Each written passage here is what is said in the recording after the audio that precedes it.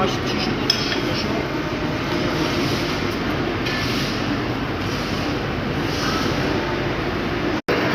دوستان کپه ها رو بستیم، بعد از اینکه سایز کردیم الان بسته شده روی پوست تراکشن قطار و برای تلاش نهایی داره روش انجام میشه.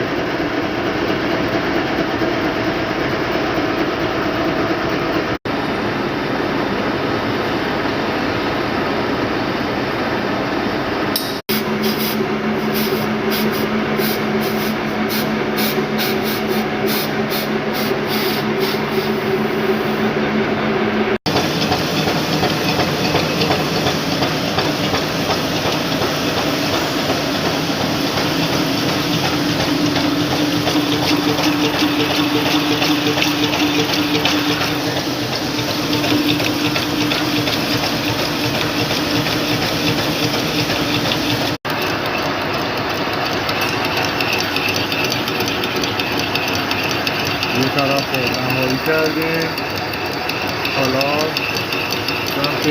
سمت پی رو نهایی کردیم، سمت سی رو داریم نهایی میکنیم. این هم تراکشن قطار نهایی شده، آماده برای تحویل.